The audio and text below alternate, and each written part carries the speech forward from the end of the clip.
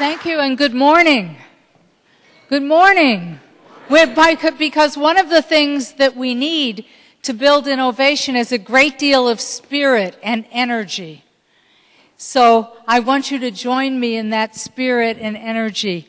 So there will be a few things that are a little different about the talk this morning.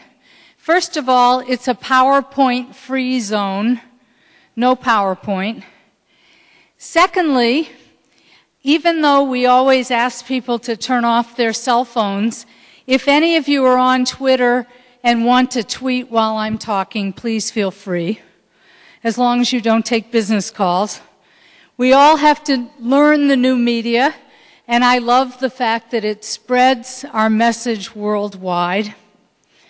And I am going to talk in a slightly different way about innovation, because there are paradoxes in business life, and one paradox is that we talk about certain concepts but don't demonstrate them. I used to define participation, for example. Remember participative management. Participation was what the top ordered the middle to do for the bottom. Innovation is another one of those concepts that we invoke and yet don't practice.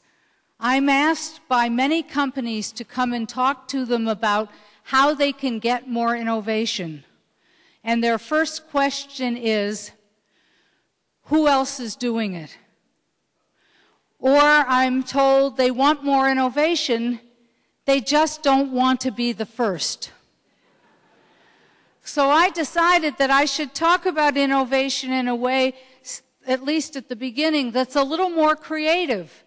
If we want creativity, if we want ideas, then we have to be more engaging and more creative in the ways we talk about those ideas. But I like the word game-changing because for a number of years, I've been thinking that if we want to unlock creativity, we need to engage in more imaginative thinking.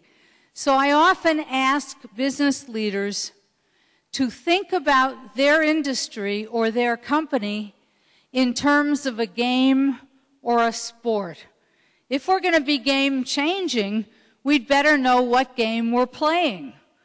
So I ask people to think about that question. What game are you playing? What's a good metaphor or image for the game your company or your industry is engaged in?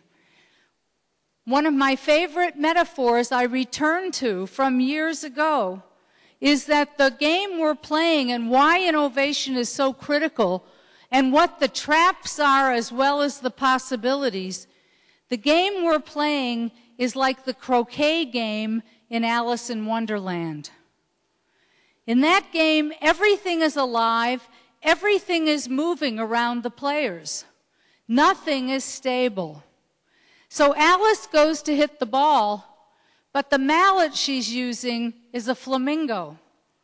And just when she's about to hit the ball, the flamingo lifts its head and looks in another direction, which I think is a perfect image for technology, for the tools we use. They are changing so rapidly that we have to have a different approach to how we lead and where we look for ideas about the future. The tools are changing so fast that they both provide an opportunity for innovators and a challenge for everybody that wants to keep up with change.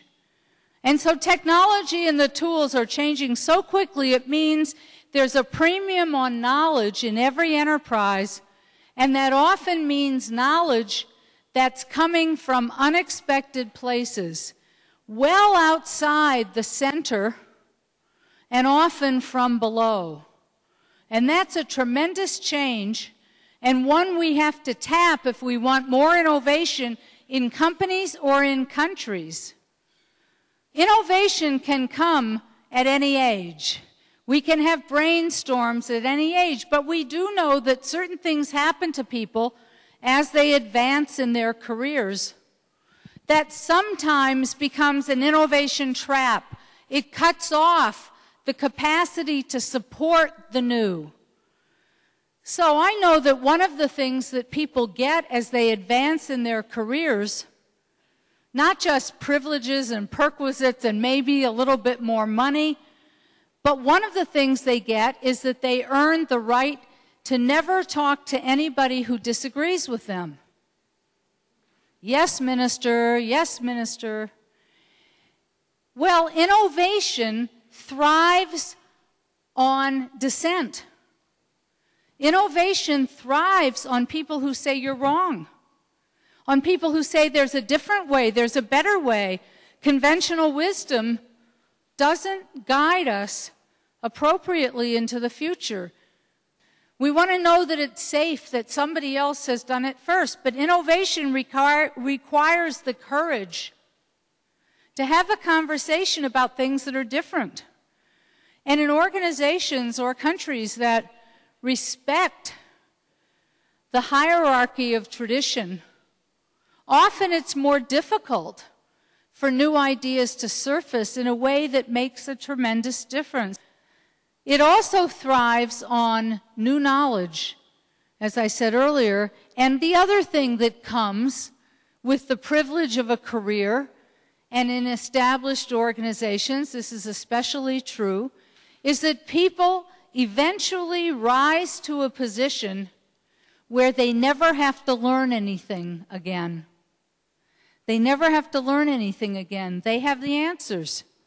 And coming with their position should be the answers.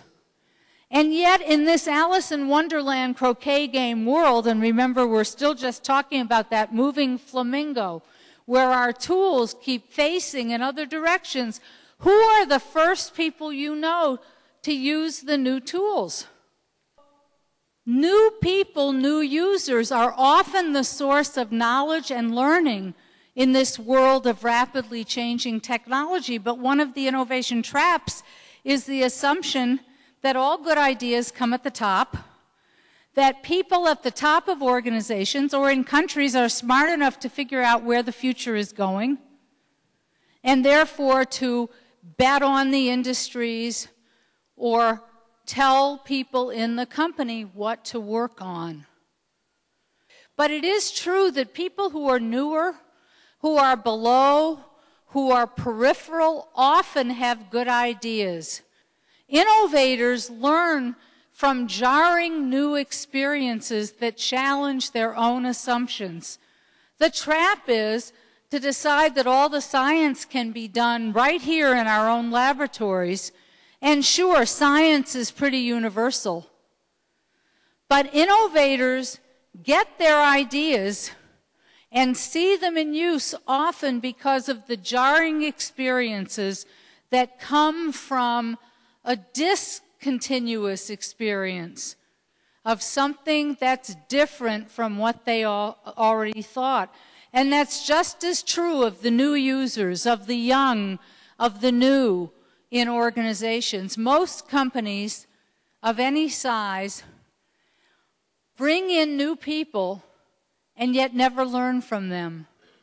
New people often look at old products with fresh eyes.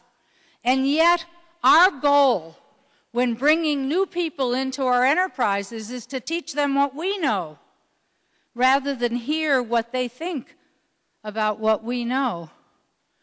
And there are new modes now coming into being in organizations, however, that seek high levels of innovation. And one is self-organizing from below.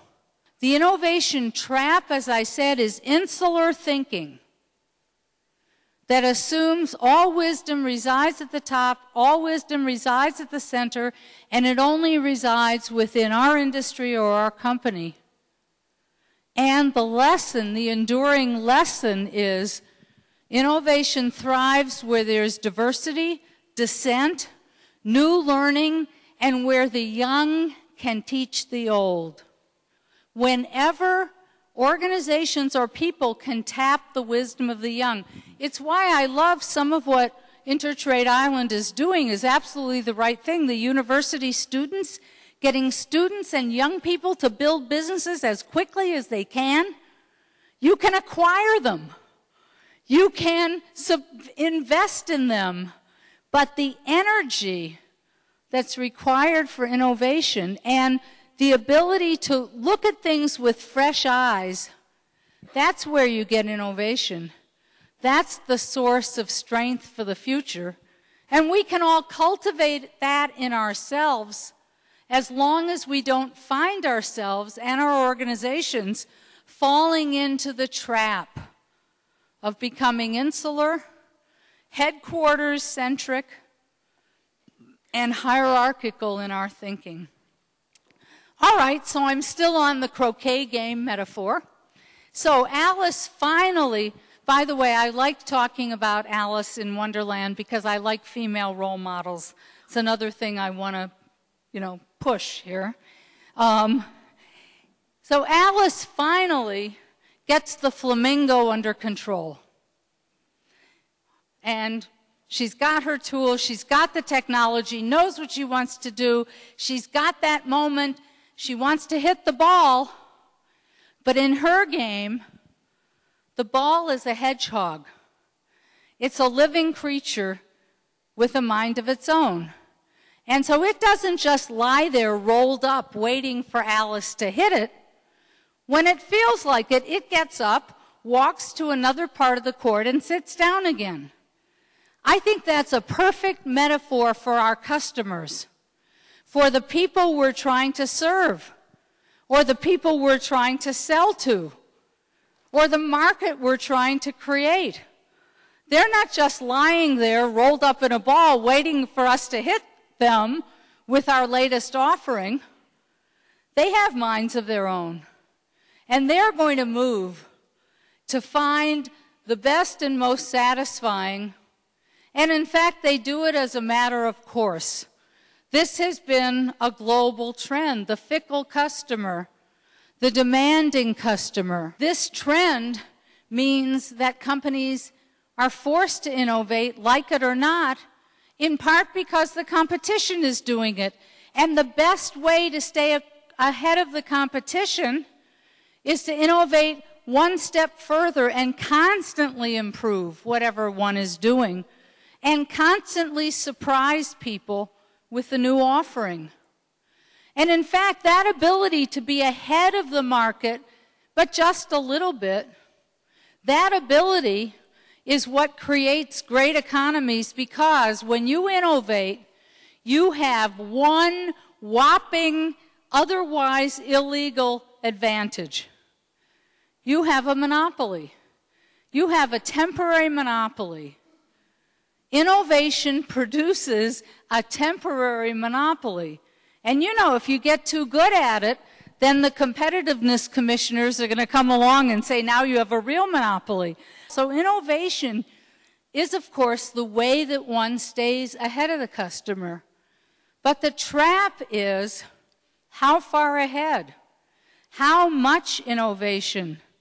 How different from what the established pathways already permit? So I'm going to tell you another little funny story. I hope it's funny. And I'm telling you funny stories, by the way, because as I said, innovation is about thinking differently, and I'll tell you a story when I end about that. So this story comes from one of my favorite management philosophers, Woody Allen. I see you've heard of him. I'm glad.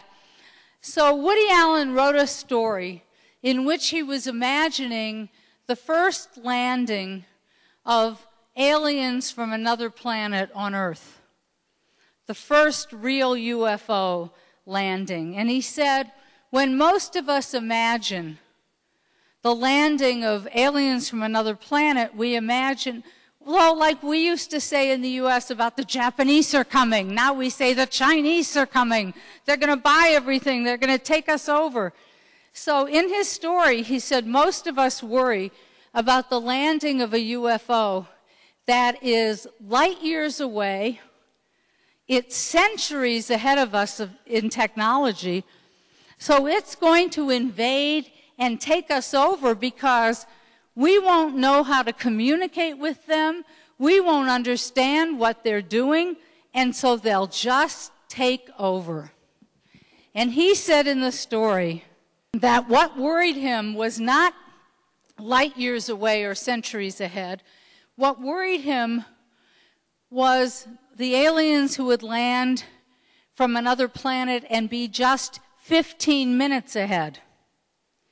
Because if they were just 15 minutes ahead, they'd never be late for a meeting. They'd always be first to get the best retail space.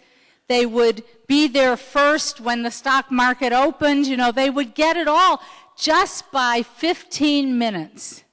And I thought that's really very profound as I was studying innovation. It's the 15-minute competitive advantage, not necessarily the long-term bet on a future science that's untested.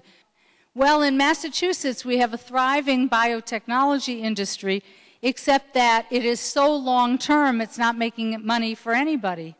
And it's great to have some things that are so long-term, but you can really, because, you know, the payback horizons are a long time from certain science-based industries. And those are wonderful, and they may pay off in a very big way, but that's not what our economy is resting on. It's resting on lots and lots of business startups. It's resting on many technologies, many ideas that are fresh ideas, many of them started by young people. The 15-minute competitive advantage can be as important or more important than the 15-year competitive advantage. So what we need is the ability to turn fast, have long-term thinking, but short-term wins, and that's what customers want. Customers aren't going to wait 15 years for your next great offering. They want it now. Major trap in innovation is waiting for the blockbuster, waiting for something so dramatically new and different.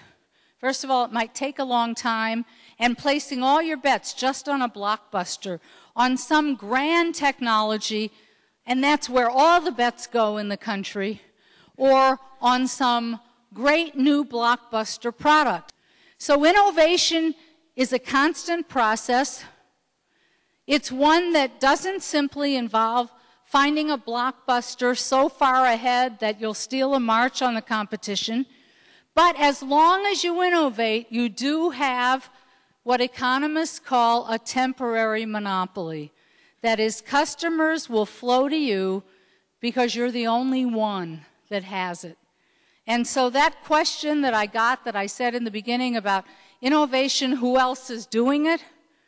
Well, you want no one else to do it in order to be unique and have the advantage of that. And when you're unique, this is an advantage to the whole economy, because the reason Massachusetts prospers, the U.S., when it prospers, prospers, and you will prosper, is because you can sell it into other markets.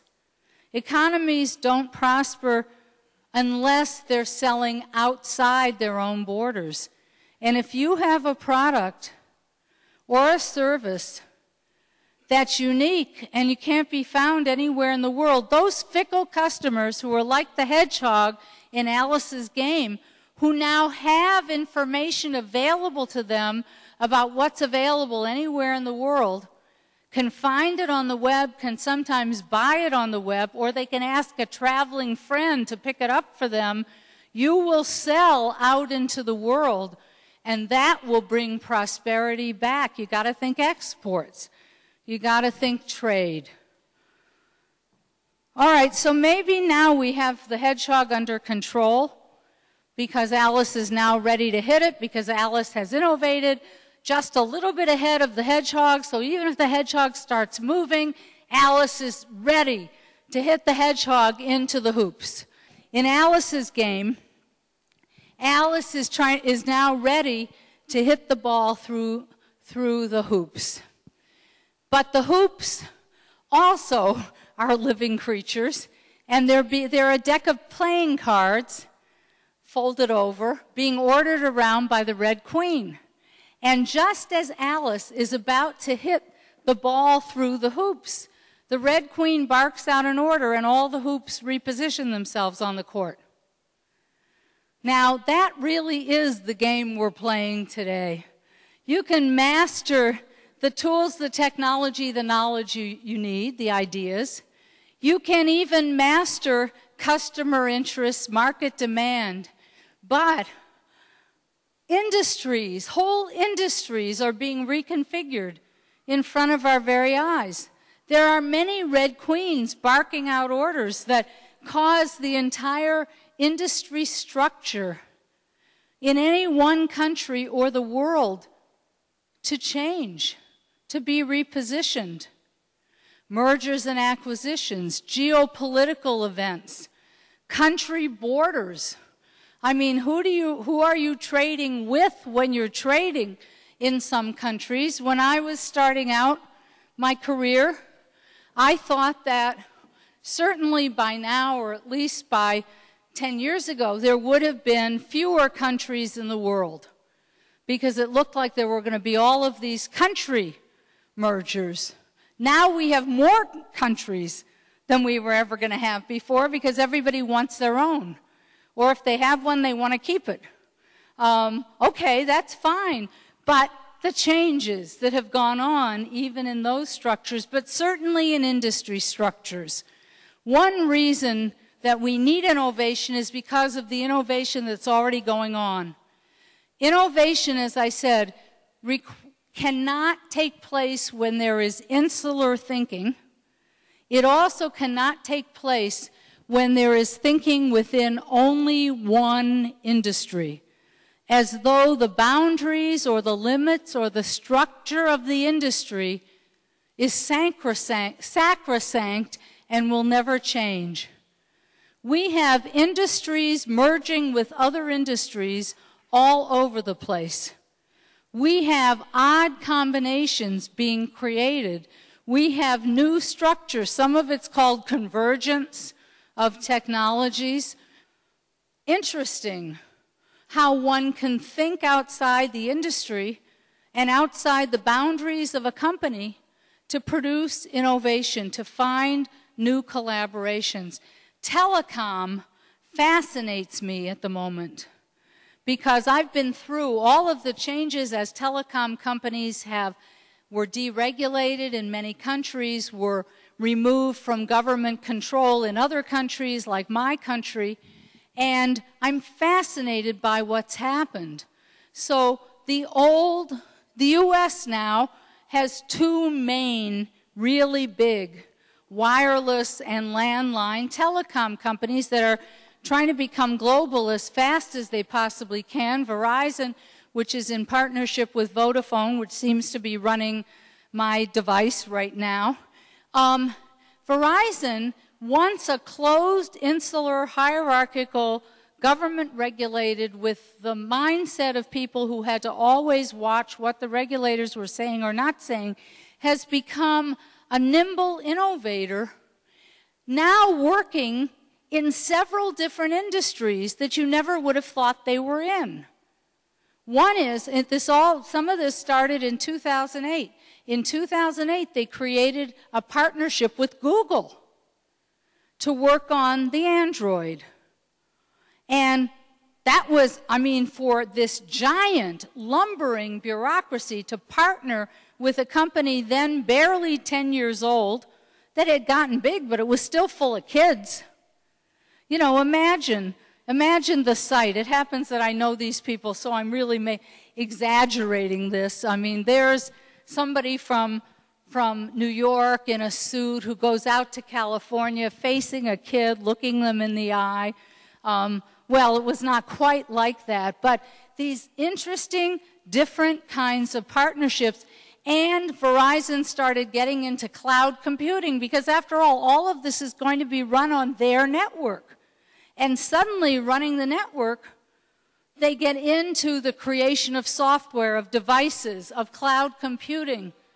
Amazing transformations. They form partnerships all over the world so they can go from being, U.S. to global. They have created the most interesting collaborative innovation vehicle I have seen recently in Massachusetts, my home state, because of all of our innovators. It's an innovation lab, a Verizon innovation lab, where they invite in potential developers and users of their network to use space in their lab and project managers from Verizon to develop applications for 4G, the next generation of the network. And they have brought together in that lab giants like Siemens and startups like a company you've never heard of with 8 employees to together experiment with what the networked home would look like. And now Verizon doesn't take any piece of it. Verizon doesn't own the results, but they are becoming the convener of other companies who together will develop things that will create demand for Verizon's network. The incubators for innovation in the future are not only going to be universities. We're starting an innovation lab at Harvard. It happens to be run by Harvard Business School. It's open to all of Harvard University because we think there are going to be business ideas anywhere. These new incubators are going to be really, really interesting. Things that come about because of collaborations between companies that want to transform the whole industry.